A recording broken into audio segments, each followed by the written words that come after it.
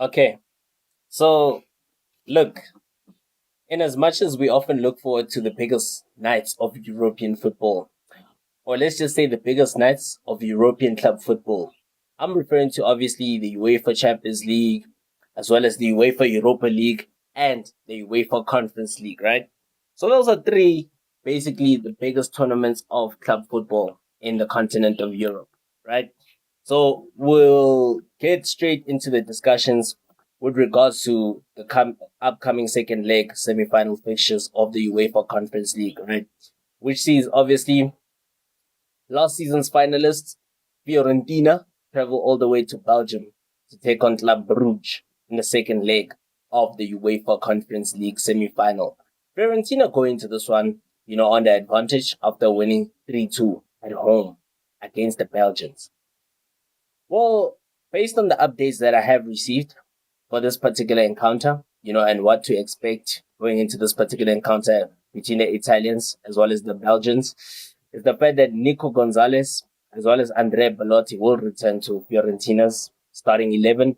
That's basically also my prediction for the second leg, of the Conference League semi-final against Club Brugge. And remember, the kickoff is scheduled to happen at 7:15. Yes, it's 7:15 South African time, and then 6:15. It's 6:15 UK time, as well as Italian time, and Belgian time. So yeah, 7:15 South African time, and then 6:15, England, the United Kingdom time, right? And this particular encounter will take place, at the Jean Bredel Stadium in Bruges, right? It's basically a city in Belgium, one of the largest cities in Belgium, right? And, Fiorentina, both teams have got aims, which Fiorentina has got the aim to reach the Conference League final for the second year running and actually claim victory and win it. Welcome once again to Football is a Religion. This is your host, Ube Simpatium Mhlaba. Yes, let's get straight into it. So, remember the Tuscans, they do start with the 3-2 first leg defeat, as I mentioned, 3-2 first leg lead, as I mentioned earlier on. But they cannot rely on the injured, Ricardo Sotel, or as well as Giotano, Castrovilli, who has not even been included in the Tuscans UEFA list. Whereas there's also Vincenzo Italiano, who massively, rotated his squad in the previous Serie A match against Hellas Verona, and all the regular starters will return to the lineup, this particular evening. We're expecting Belotti as well as Lucas Beltran, Nico Gonzalez, Cristiano Berrachi, as well as Pietro Teresiano. They will all start against Club Brugge. And the only two doubts for Italiano are the central midfield and as well as the defense, because Giacomo Bonaventura is not fully fit. So Artur, the Brazilian, the former Barcelona as well as Juventus midfielder, he could start in the middle of the park, alongside Rolando Madragora. While Dodo is also fighting for a starting spot as the right back, with Michael Coyote, right? So that's basically the lineup that I do predict, from a Fiorentina side. They're going to this one already ahead. But, well, we'll wait to see from what the coach decides, And I'm basically looking forward to this encounter. It is going to be a very crunch encounter, and understanding that the Belgians have been playing good football of late, including Fiorentina. But Fiorentina have had an up and down season, so it's going to be quite unpredictable. But I'm actually, I'm coming in for Fiorentina to actually make a mark once again and actually set foot in the final, which will be taking place, in Athens this year. This year. And then, in the other one, the second semi-final, the second leg between Olympiacos as well as Premier League side Aston Villa. So look,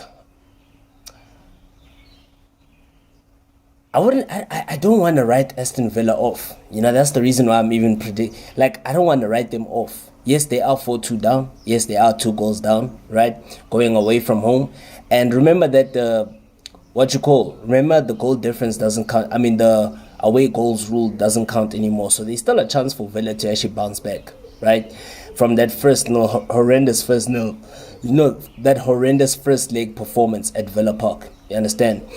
And Olympiacos and Aston Villa will meet once again, right?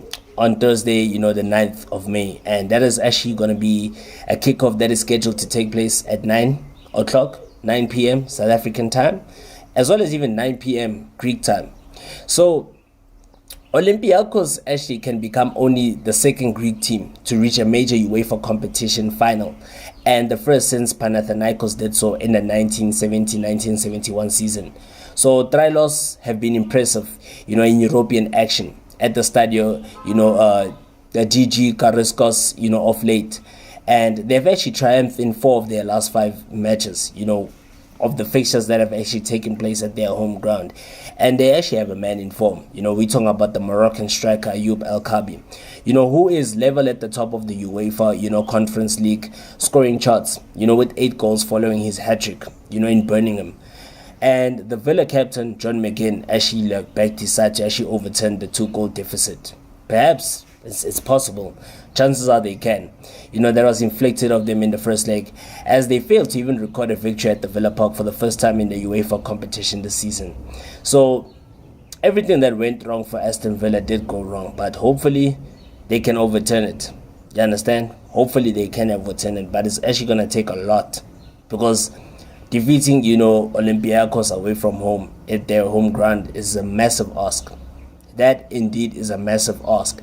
And we talk about Olympiacos, an Olympiacos side that have only lost once. You understand? They've only lost once in their last 6 games. So they're basically the informed team coming into this one. Whereas, Aston Villa have basically lost 3 of their last 6 games. So that's also a room for concern. But remember, form doesn't really guarantee, a favorable outcome to either side. But it does, give a particular, opponent that particular, impression that they can actually go further due to the fact that they have an impressive, run of late. And I'm talking about the Greek champions, Olympiacos, the Greek giants, Olympiacos. They actually have a brilliant record of late, and they've actually been playing so well. So it's actually going to be a very, difficult game for both sides, especially for Aston Villa, because now they have to overturn, a 2-goal deficit. And remember, the final will take place at Athens. It will take place at Athens, which is the capital city of Greece, at the AEK Arena on the 29th of May. Basically, even having a Greek side wouldn't actually be a bad idea. Having a Greek side, playing in this tournament, especially in your home country, that will actually not be a bad idea at all.